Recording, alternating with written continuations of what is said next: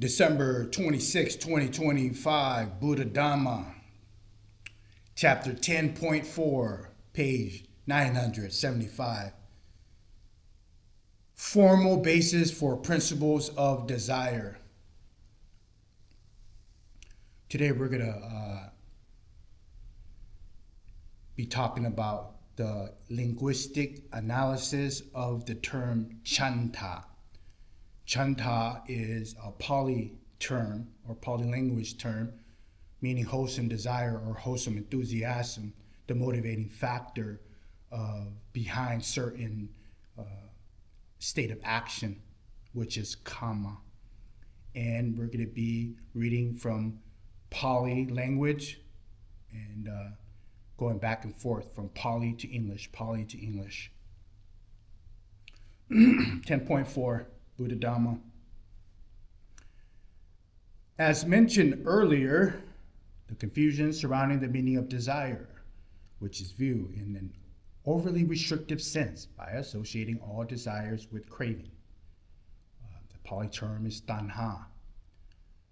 Stems from an erroneous, inadequate understanding of some key Pali terms. There are many Pali language terms denoting desire. Some of these terms are complex, both in their terms of their definitions and how they are used in speech and in writing. This complexity invites confusions. First, let us distinguish and clarify some of these difficult terms. The Pali language word, which uses both a general sense, covering the entire spectrum of desire, and a technical sense, referring specifically to wholesome desire, is chanta. Chanta may be translated in many different ways, including will, or the will, desire, delight, enthusiasm, zeal, contentment, satisfaction, aspiration, the yearning, the wish, the love, and passion. At this point, let us simply refer to it as desire. Now, drawing from different sources, the commentaries mentions three kinds of chanta, three kinds of desire. The first one is tanha chanta, desire as craving, unwholesome desire. This is classified as. The second one is katu kamyata chanta, the desire to act, to wish to act. Occasionally this term is used in a neutral sense, applicable to both wholesome and unwholesome contents. But generally it is used in a positive, wholesome sense. The third term is kusala dhamma chanta, the desire for virtuous qualities, wholesome desire for truth. It is often abbreviated to kusala chanta, love of virtue, aspiration for goodness, or dhamma chanta, love of truth, aspiration for truth. The first one, tanha chanta, the term chanta in this context is synonymous to or for craving, in the same way as the term lust, raja, and lopa, greed. This form of chanta is found frequently in the Tipitaka, the Pali Canon, including the term kama chanta, sensual desire, which is the first in the five hindrances of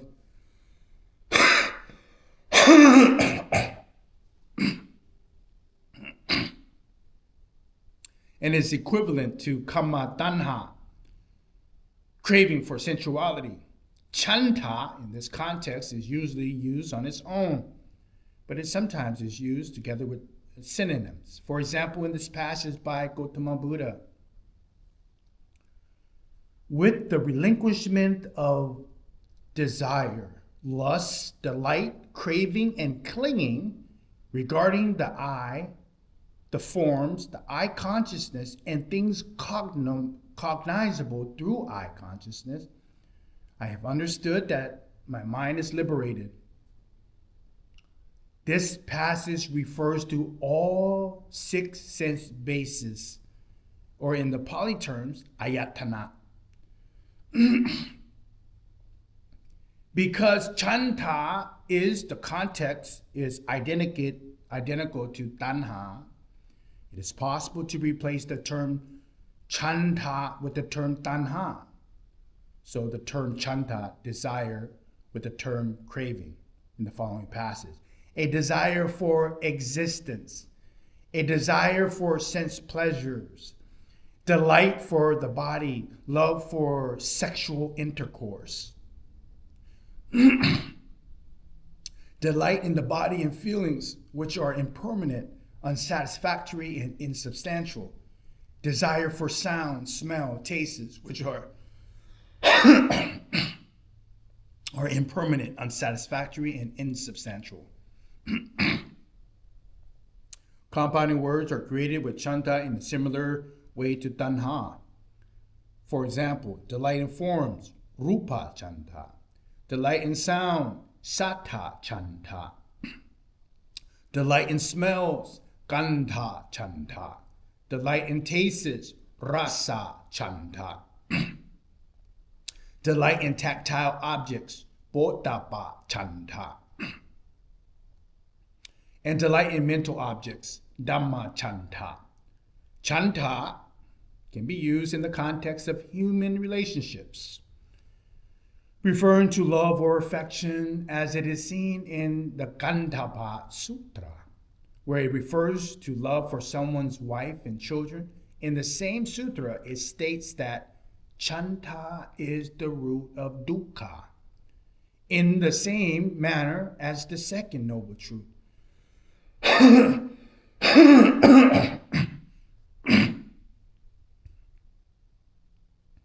Which states that craving is the cause for dukkha.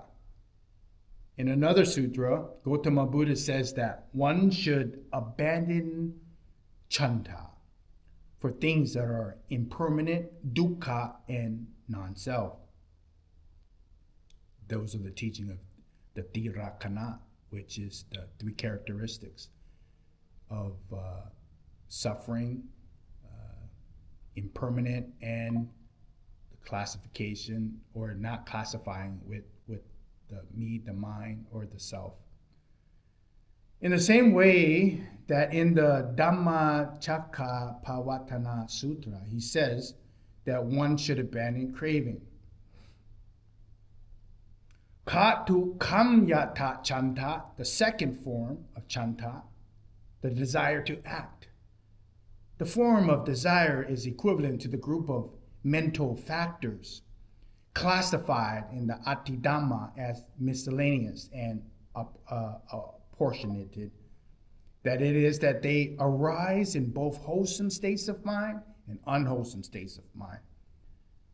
The desire to act, katu kamyata chanta, most familiar to students of Buddhism, is the desire or enthusiasm classified as the first factor in the 4 paths to success,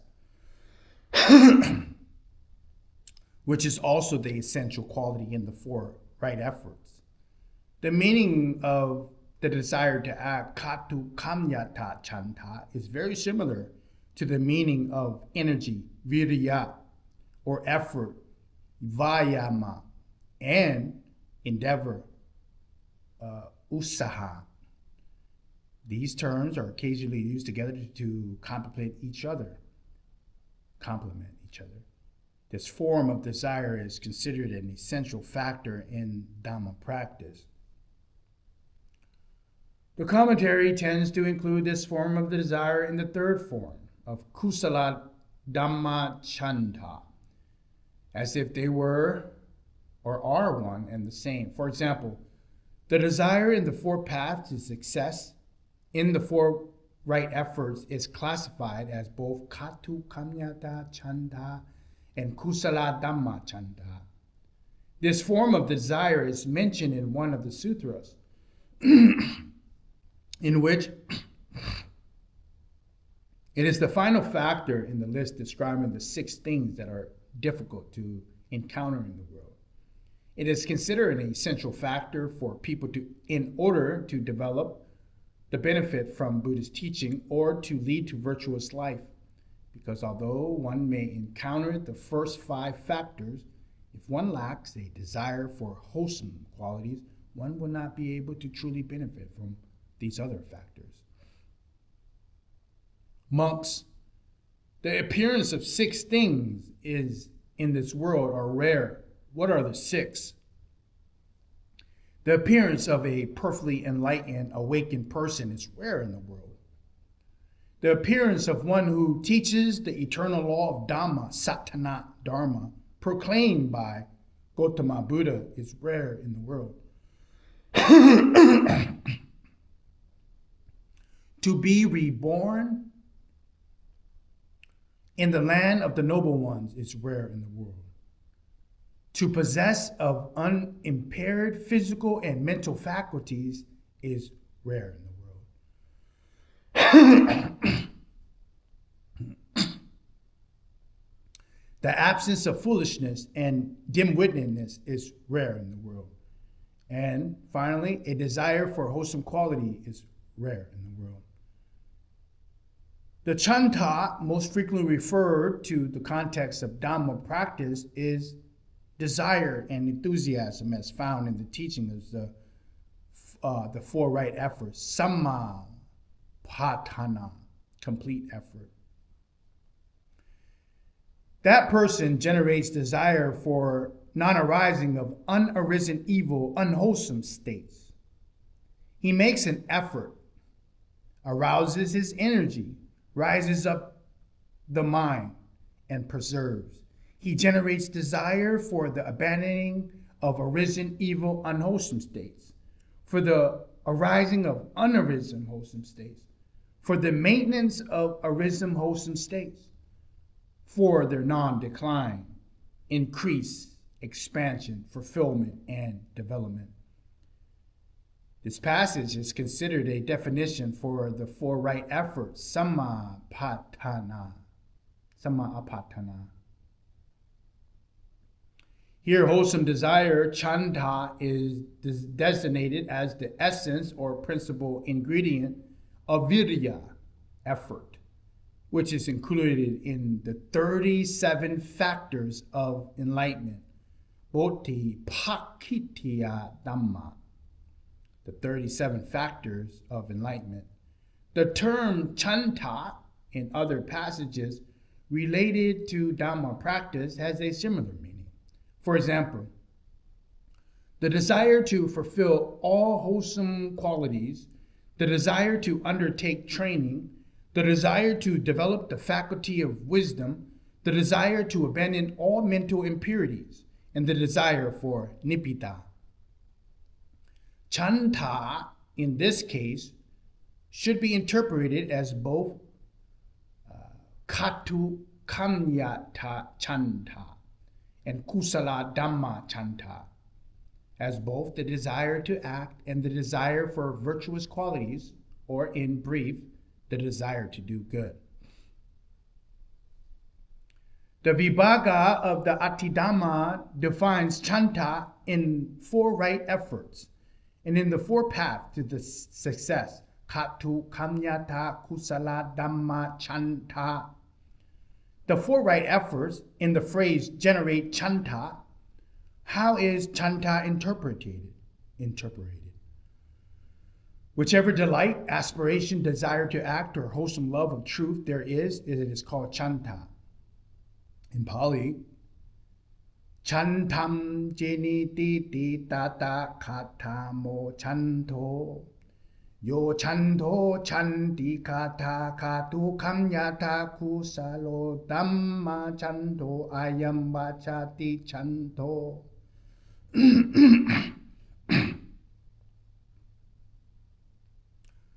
That's the 4 right efforts. Now the 4 paths to success. In the 4 paths to success, what is the path to the success of aspiration? Chanta iti pata, of which whatever time a monk in this Dhamma and discipline cultivates the transcendent jhanas, lokutaraya jhana, the jhana meaning concentration, absorption. The delight, the aspiration, the desire to act, or wholesome love of truth at the time is called chanta. In Pali, it goes, Tata katamo chanti iti pato ita binku ayasaming samaye lokutaranam jaranam pavete yo tasaming samaye chanto chanti kata katu kamyata kusalo tamma chanto ayam vachati kanti iti pato.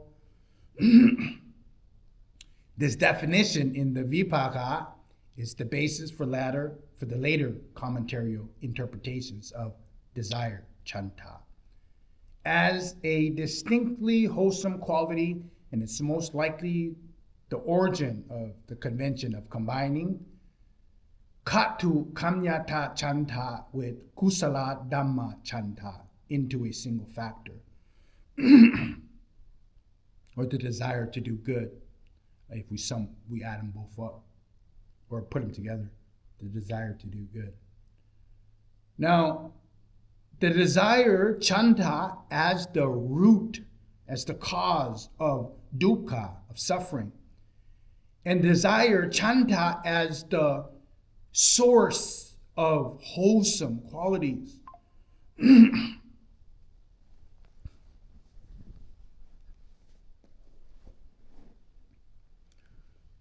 Gautama Buddha used the single compound term chanta mulaka in different contexts, sometimes with opposite meanings. In one case, it refers to a wholesome quality. In another case, it is to an unwholesome quality. It is useful here to examine this discrepancy.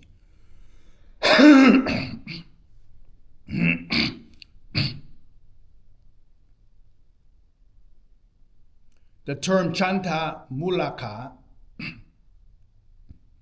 means having desire as the root, the source, or the point of origin.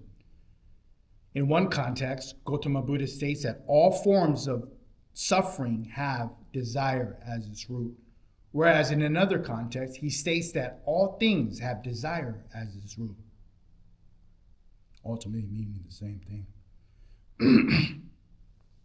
First, desire as the root of suffering, and the 5 skandha, the aggregates of upatana, which is clinging. Headman or village leader, householder. This matter can be understood in this way. Whatever suffering arises, all that arises rooted in desire, with desire as its source, for desire, chanta, is the root of suffering. Also, that bhikkhu, that monk, delighted and rejoiced in the Blessed One's statement. Then he asked the Blessed One a further question. But Venerable Sir, in what are these 5 skandha, the 5 aggregates, subject to clinging, rooted, subject to upatana, rooted? These 5 skandha, the 5 aggregates, subject to clinging, upatana, bhikkhu, monk, are rooted in desire, chanta. These 2 passages corresponded with one another as confirmed by the Dhamma Chakkapavatana Sutra, in which the Buddha states, in brief, the 5 skandha subject to clinging are dukkha, or suffering. All the commentarial and sub-commentarial explanation of the second passage on the 5 skandhas of clinging are consistent, stating that rooted in desire means rooted in craving, tanha, or rooted in covetousness, desire, tanha chanda, or unwholesome desire. These texts occasionally confirm that these explanations are consistent with craving, being denoted as the origin of dukkha, dukkha samutaya, origin of suffering. Secondly, the desire as the root of all things. So chanda as the foundation to all things. Gautama Buddha uttered the words chanda mulaka sape dhamma, which can be rendered as all things are rooted in desire. All things are based on desire. All things have desire as their source. This key phrase from Gautama Buddha is contained in a larger passage, which can be considered a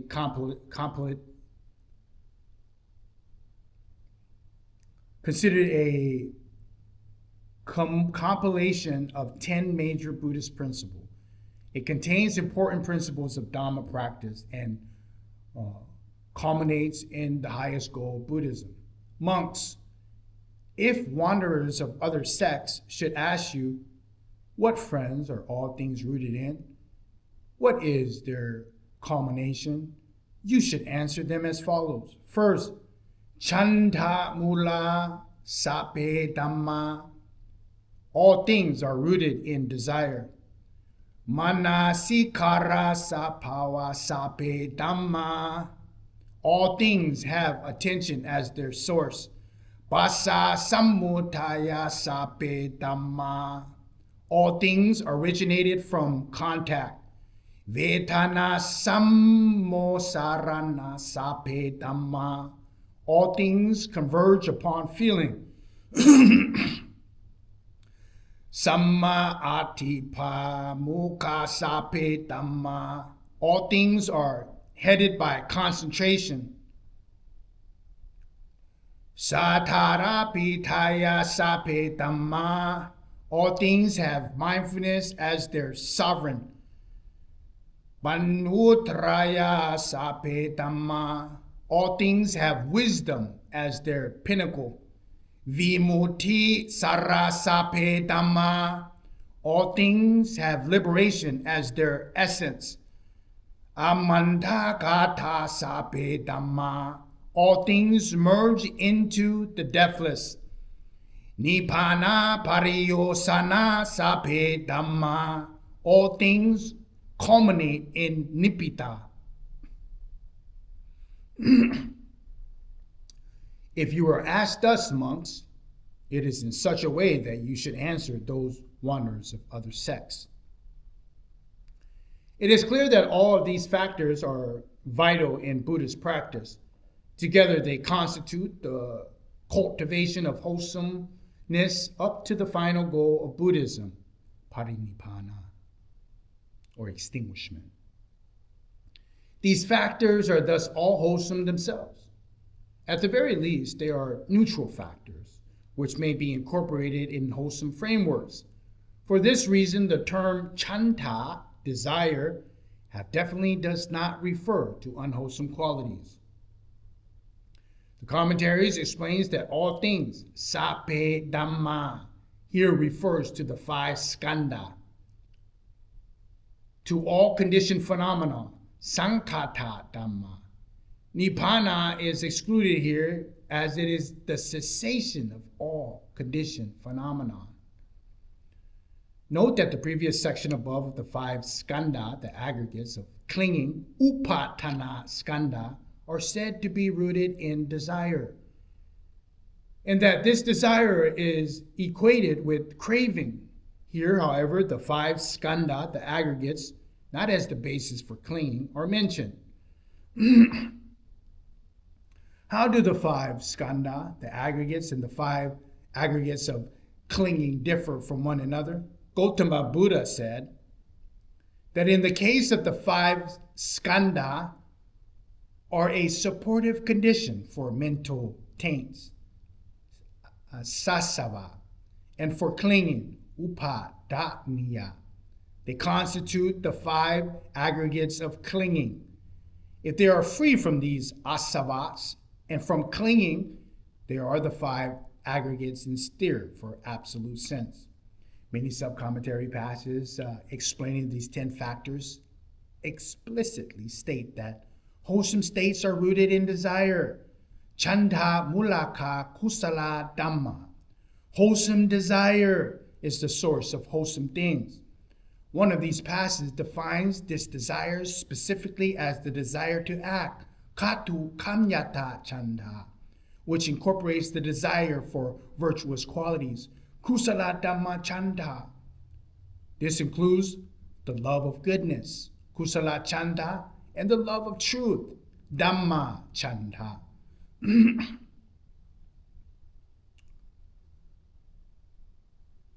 Definitive definition for chanda.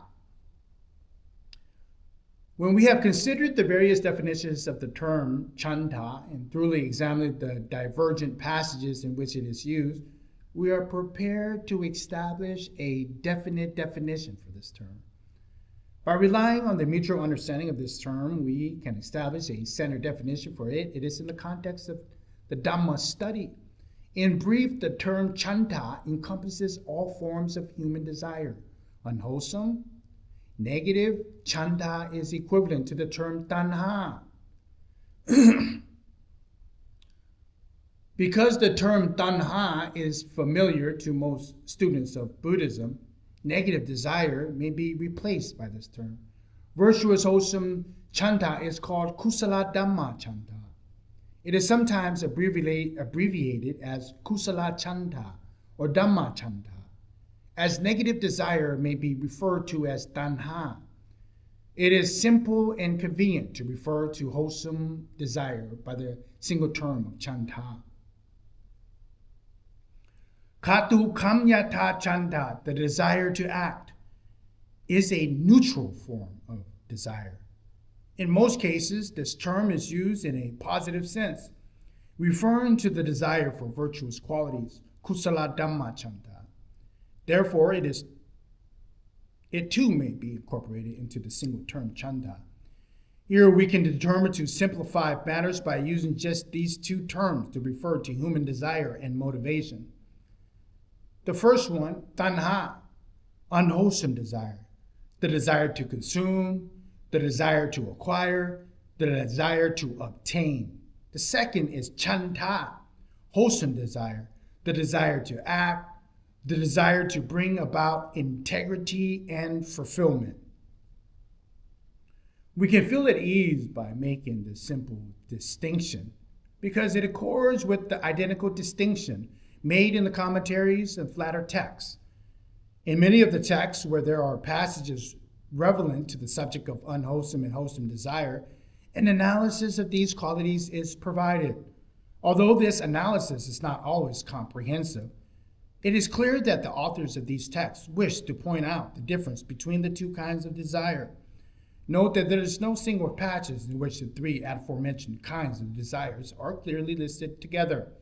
Occasionally, a pair of clearly defined terms is used. The most common distinction is as follows. The desire as craving, tanha chanda. The desire to act, katu kamyata chanda. There are two commentary texts which present a clear account of these principles dealing with desire.